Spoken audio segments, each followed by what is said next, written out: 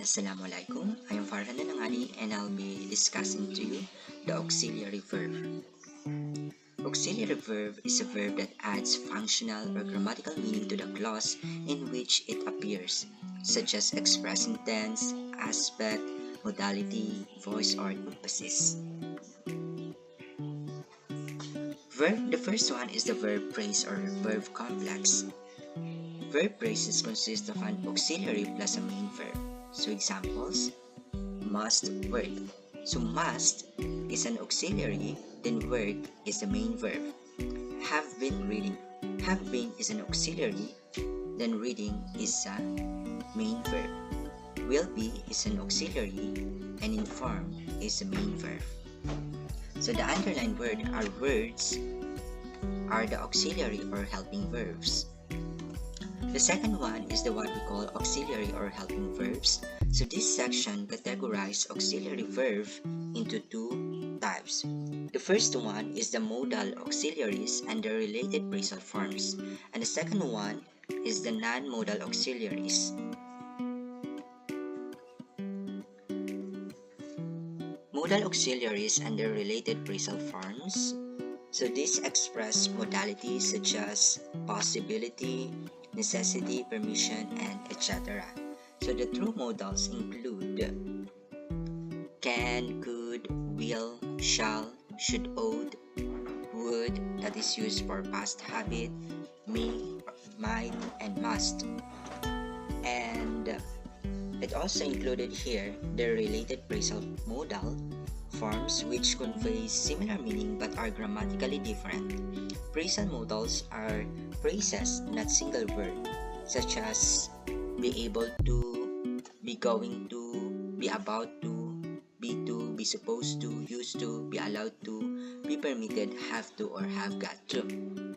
So these phrasal modals is convey a similar meaning. For example, is when you use the true modals can, you can just simply use or phrasal modals be able to. So for example, is you can pass the exam, and you can instead say that you will be able to pass the exam. So it convey a similar meaning but are grammatically different. So the verb be takes several forms such as is, are, was, were, and will be. And verb have take the form has, have, and had. And now let's proceed to the non-modal auxiliaries. These are the verbs be, do, and have. Unlike modal auxiliaries, they can change form to match tense and subject agreements. So only the non-modals can change forms. And now let's take a look at the characteristics between the true modals and phrasal modals. So true modals do not inflect, the forms remain unchanged. So true modals do not change forms. For example, is can, could are always can, could regardless of tense or subject. Phrasal modals inflect like regular verb, like for example is is, are, was, were, will be, able to. So the example here is can pass, and you can just say, or you can instead use is, are, was, will be able to pass. The second one is lack tense and resultant lack of subject-verb agreement. So true modals lack subject-verb agreement. The verb form remains consistent regardless of the subject. So for example is we can pass the LAT exam, or we can pass the LAT, he can pass the LAT. So take a look. We use can as the auxiliary, but the subject change we and he, but the auxiliary that we use here, or the verb that we use here, is still remain consistently. And subject-verb agreement in phrasal modals rule applies except the form used to. So we are able to pass the LAT. He is able to pass the LAT. So as the subject change, the verb also change regarding the subject-verb agreement rules.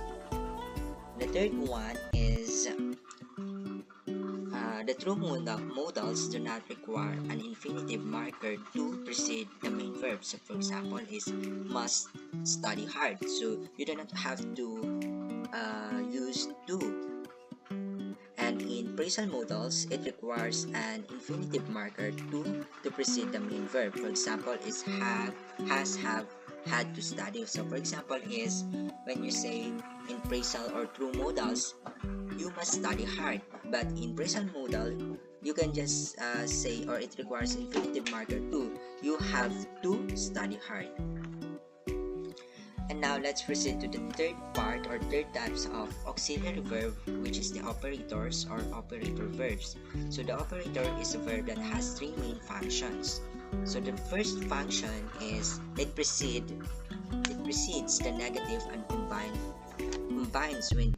with it when the negative is contracted to and or not. So it precedes the negative and combine with it when the negative is contracted. So take a look at the example. So my father will not approve your marriage proposal. So will is contracted or combined with a negative contracted to and it will become won't. So my father won't approve your marriage proposal. The second type or the second function is it is the verb that moves around the subject to the sentence initial positions in yes or no question. So when you are asking yes or no question and you are seeking yes or no answers, the operators will be placed before your subject. So for example is will your father approve my marriage proposal? So the only answers here is yes or no. And now the operator is placed before our subject. So our subject here is father and our operator is will. And for you to ask or gain a yes or no answer or question, then you must place your operator before your subject. So another example is will your father not approve my marriage proposal? The third function of operators is the what we call, or it is also the verb that appears in the tag phrases of interrogative sentence or tag questions.